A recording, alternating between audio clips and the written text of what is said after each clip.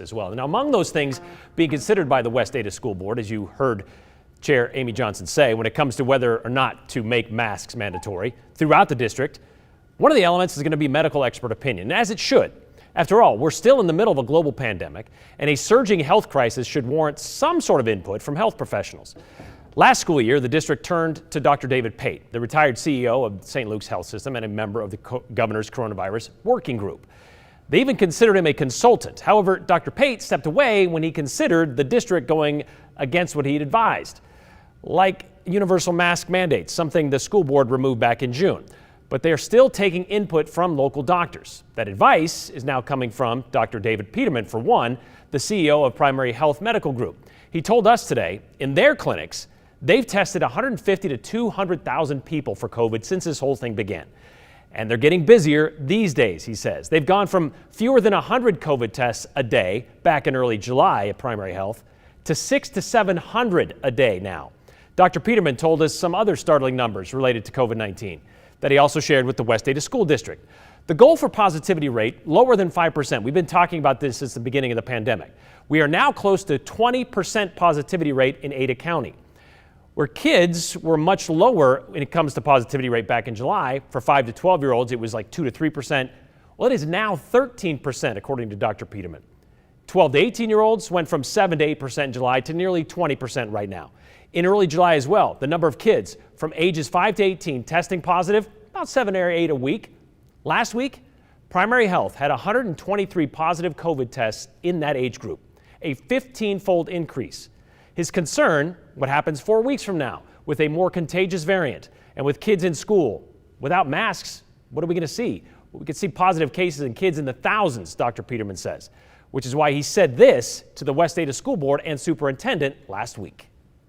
Putting this all together, my strong recommendation, consistent with the American Academy of Pediatrics, is there should be universal masking for both staff and children that are attending school. We get this question a lot when we start talking about this stuff. Show us the data. What data are you basing this universal masking recommendation on? So there are somewhere between 100 and 150 research projects from around the world that support the effectiveness of masks. But the best study is right here in the United States. The legislature of North Carolina commissioned a number of experts, including physicians, epidemiologists, to look at over 1,000 schools and 1 million children in North Carolina. And again, some similarities to Idaho because you have urban, rural, some college towns and whatnot. Here's was their findings. Number one, distancing, not that effective. Hand sanitizer, not that effective. When you institute voluntary masks, not very effective. But when you have mask mandates, when you require children and the staff at a school to wear masks, it is very close to having vaccinated those children and staff, of course, those that are eligible. So there is very clear data that masks work. That's pretty impressive. I mean, I was looking at some of those numbers in the North Carolina study, and to say that it is almost as effective as getting vaccinated, that's a pretty profound opinion, I would say.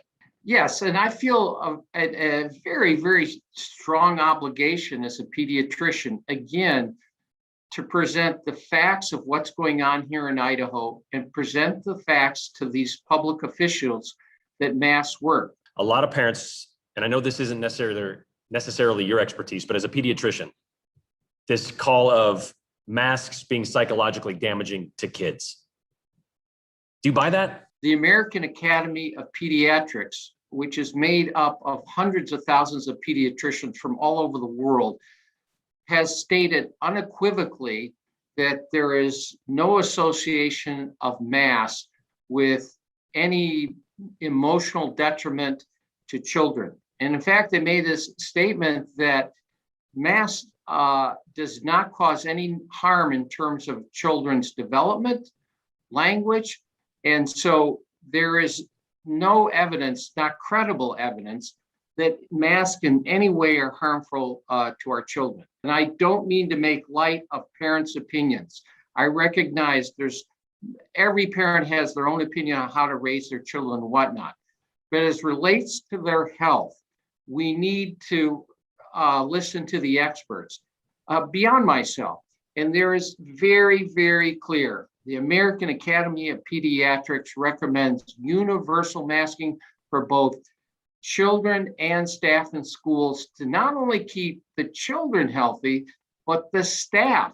All right, I'm going to put you in a tough spot, and I know I said I didn't want to, but I'm going to put you in this tough spot. Should the West Ada School District be making this decision based on popular opinion or based on medical experts' opinion? Well, yeah, you are putting me into a position. Yeah, again, my role is I don't claim to be a political official. I don't claim to be on the school board. This is not a political issue.